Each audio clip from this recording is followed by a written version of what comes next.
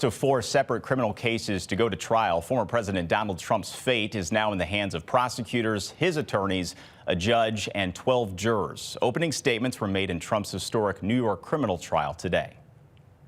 In just under 3 hours on day 5 of the 45th president's first criminal trial, opening statements were made and the first witness briefly took the stand. An opening statement can make or break the case. The prosecution's opening statements took about 46 minutes as prosecutor Matthew Colangelo told jurors about a, quote, criminal conspiracy and a cover-up. He also accused Trump of repeatedly causing false entries to be made to business records, outlining the former president's alleged role in the hush money payment to adult film star Stormy Daniels. This is going to be the first time, maybe in his life, that he cannot control the narrative, and he also can't sue the prosecutor for anything negative that they say about him, because the opening statement is protected speech. Trump's defense attorney, Todd Blanche, spoke for roughly 36 minutes and began with one simple assertion: Donald Trump is innocent.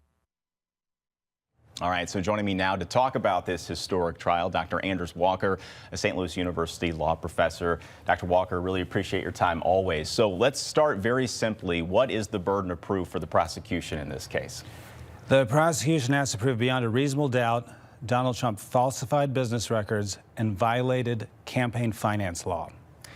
The star witness, if you will, for the prosecution, Michael Cohen, which people at home familiar with that name, you know, when it comes to Michael Cohen, what the defense is going to argue, they're going to try to attack his credibility and go that route. How much of the prosecution's case is dependent on the testimony from Michael Cohen?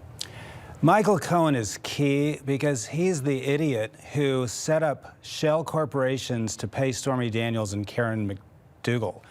If he had just given them suitcases full of cash, there would have been no crime.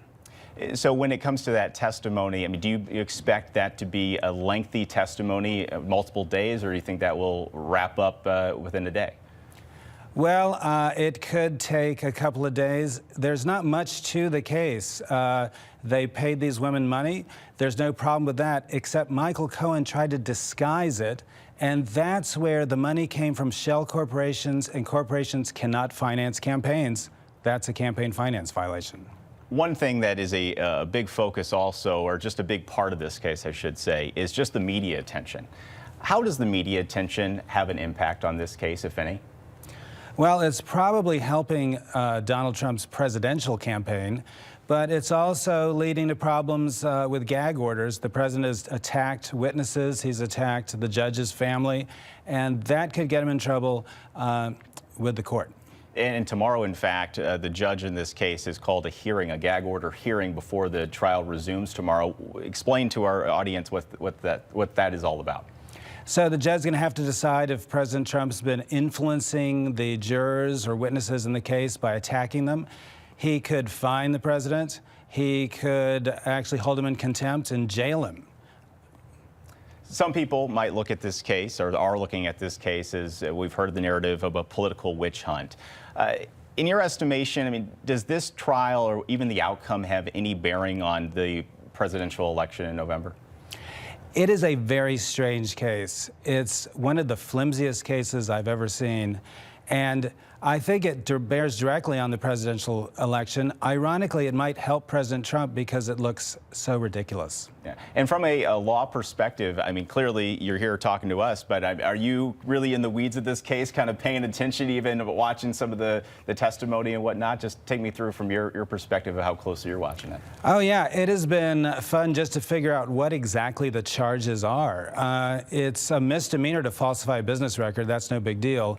And then the really weird thing is the prosecutors are saying it's a campaign finance contribution to pay a woman not to talk. And I don't get that. You can pay people to talk. You can pay me not to talk, and I won't say anything. It's not a crime. Got it. Well, Dr. Walker, always really appreciate your time. Thank you very much. And we'll keep in touch as this trial progresses, no doubt. Well, this trial is just starting, and you can track the latest details on the First Alert News app and turn on notifications in order to get alerts. Well, back